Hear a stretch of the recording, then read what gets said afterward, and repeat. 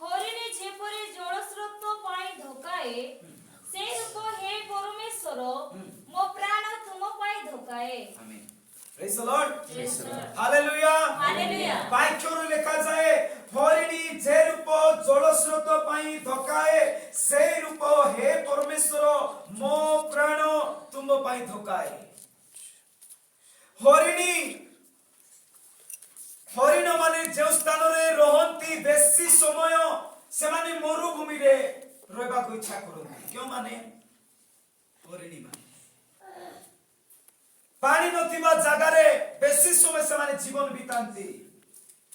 सेई समय रे सेई परिस्थिति रे समस्त आड़े देखो ऊपर देखो सेई समय रे सेई परिस्थिति रे से माने टिके जल पाइबा पई केते तृषित केते क्षुधित अपना प्राण को हराई दउछंती। Praise the Lord. Praise the Lord. Hallelujah. Hallelujah.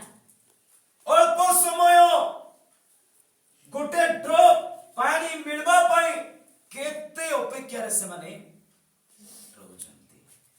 केते आशा रे अछंती केते भरोसा रे अछंती गोटे ड्रॉप मते पानी मिलबो परा। Praise the Lord. Praise the Lord.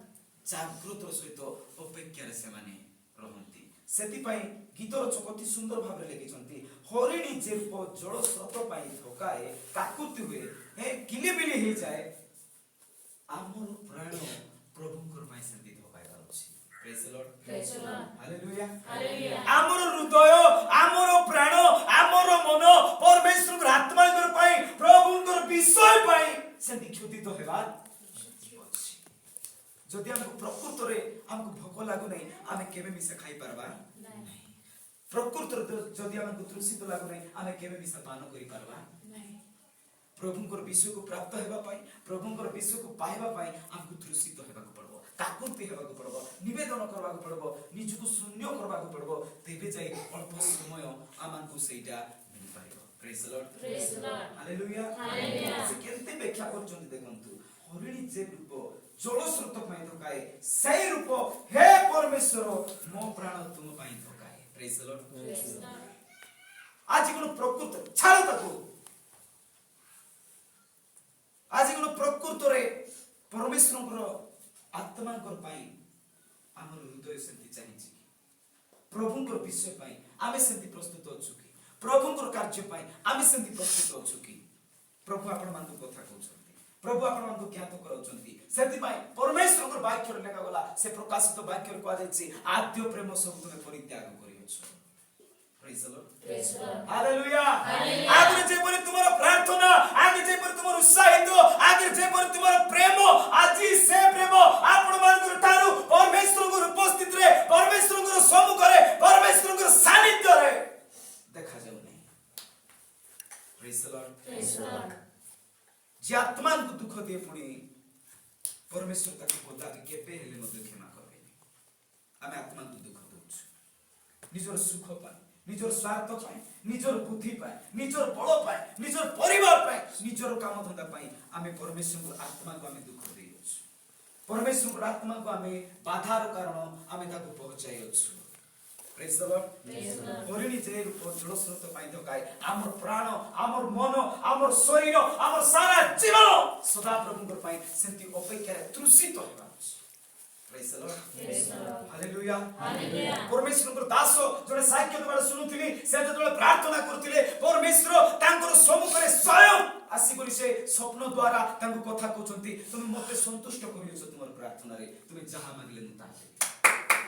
Praise the Lord. परमेश्वर को जड़े दास ए परि साक्ष्य देथिले तुम जहा मांगले आमे ताहा देबा। श्यामानकर बळी गोटे साधारण गरीब पास्टर थिले तांकर परिवार ठीक से चलु नथिला मात्र सदा प्रभु जेते बेले तांको कहले तुमे जहा किछि मागबो आमे ताहाको देबा। परमेश्वर को दास कोन मांगले जानि छंती।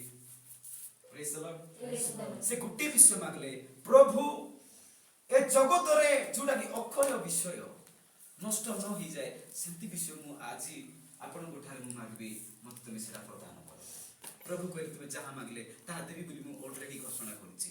प्रभु दास कहले प्रभु मते कि କିଛି ମୋତେ ଦରକାର ନାହିଁ, ତୁମର ଉପସ୍ଥିତି ତୁମରି ସାନ୍ନିଧ୍ୟରେ ମୁଁ ସର୍ବଦା ରହିପାରିବି, ସେଥିପାଇଁ ପ୍ରଚୁର ତୁମର ଉପସ୍ଥିତି ମୋତେ ଆବଶ୍ୟକ। Praise the Lord. Hallelujah. ଆଜି କେତେ ଜଣ ପ୍ରଭୁଙ୍କ ପାଇଁ ପରମେଶ୍ୱରଙ୍କ ସ୍ଥାନରେ ଆଜି ମାଗୁଛନ୍ତି, ପ୍ରଭୁ more than anything I need your presence, more than anything we need your presence, we need your love, we need your presence। ଆମେ କେତେ ଜଣ ଆଜି ପ୍ରଭୁଙ୍କ ସାନ୍ନିଧ୍ୟରେ ଆଜି ମାଗୁଛୁ, ପ୍ରଭୁ ମୋତେ ତୁମର ଉପସ୍ଥିତି ଦିଅ। ମୋର ପ୍ରିୟ ମାନେ ପରମେଶ୍ୱରଙ୍କ ଉପସ୍ଥିତି ଯଦି ଆମଙ୍କର ମଧ୍ୟରେ ଆସୁନାହିଁ, ଆମଙ୍କର ଜୀବନରେ ଦେଖାଯାଉ ନାହିଁ, ଆଜିର ପ୍ରାର୍ଥନା ଆମେ ଯେତେବେଳେ ମଧ୍ୟ ପ୍ରାର୍ଥନା କରୁ ସେ ପ୍ରାର୍ଥନା ବେକାର ହେଇଥାଏ। କାରଣ ପରମେଶ୍ୱର ଆତ୍ମା ଅଟନ୍ତି। ଯେଉଁମାନେ ପରମେଶ୍ୱରଙ୍କ ଠାରେ କଥାବାର୍ତ୍ତା ହେବେ, ଯେଉଁମାନେ ପରମେଶ୍ୱରଙ୍କ ଠାରେ ଦେଖା ସାକ୍ଷାତ ହେବେ, ଯେଉଁମାନେ ଆତ୍ମାରେ ପରିପୂର୍ଣ୍ଣ ହୁଅନ୍ତି ଆଉ ଆତ୍ମାର ସହିତ ରହନ୍ତି, ସେଇ ଆତ୍ମା ସେମାନଙ୍କୁ ସଂଯୋଗ କରେ। କାରଣ ସଦାପ୍ରଭୁ ଆତ୍ମା ସେ ଅଟନ୍ତି ଆଉ ଆତ୍ମାରେ ଯେଉଁମାନେ ପରିପୂର୍ଣ୍ଣ କେବଳ ଆତ୍ମାଙ୍କ ସହିତ ଦେଖା ସାକ୍ଷାତ ହେଇପାରିବେ, ଶାରୀରିକ ଭାବରେ ଆମେ ଦେଖା ସାକ୍ଷାତ ହେଇପାରିବା ନାହିଁ।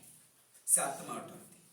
ଯଦି ତାଙ୍କୁ ଦେଖା କରିବା ପାଇଁ ଇଚ୍ଛା, ଯଦି ତାଙ୍କୁ ଚାହିଁବା ପାଇଁ ଇଚ୍ଛା, ଯଦି ତାଙ୍କୁ ଛୁଇଁବା ପାଇଁ ଇଚ୍ଛା, ଯଦି ତାଙ୍କ ରୋଗ ଶୁଣିବା ପାଇଁ ଇଚ୍ଛା, ଆମେ ଆତ୍ମାରେ ଥିବାର ଅଛି। Praise the Lord. Hallelujah. ସେଥିପାଇଁ ପରମେଶ୍ୱରଙ୍କ ବାକ୍ୟ କହେ, ଆମେ ଜଳସ୍ରୋତ ପାଇଁ ହରିଣୀ ଯେପରି ଥକାଏ, ପ୍ରଭୁଙ୍କର ପାଇଁ ପ୍ରଭୁଙ୍କର ଆତ୍ମାଙ୍କର ପାଇଁ ଆମେ ସେମିତି ଅପେକ୍ଷାରେ ରହିବାର ଅଛି। ଆମେ ସେମିତି କ୍ଷୁଧିତ ଭାବରେ ରହିବାର ଅଛି, ତୃଷା ମନରେ ଆମେ ଜଗି ରହିବାର ଅଛି। ଗୋଟେ ଭୋକରେ ଥିବା ଲୋକମାନେ କେମିତି ଅପେକ୍ଷାରେ ରହିବେ, କେତେବେଳେ ମୋତେ ଟିକେ ମିଳିବ ପରା, କେତେବେଳେ ମୋ ପାଇଁ ମୋ ଖାଦ୍ୟ ଟିକେ ମିଳିବ ପରା, ଅପେକ୍ଷାରେ ରହିଅଛନ୍ତି। ଆଜି ଆମେ କେତେ ଜଣ ପ୍ରଭୁଙ୍କ ପାଇଁ ଅପେକ୍ଷାରେ ଅଛୁ?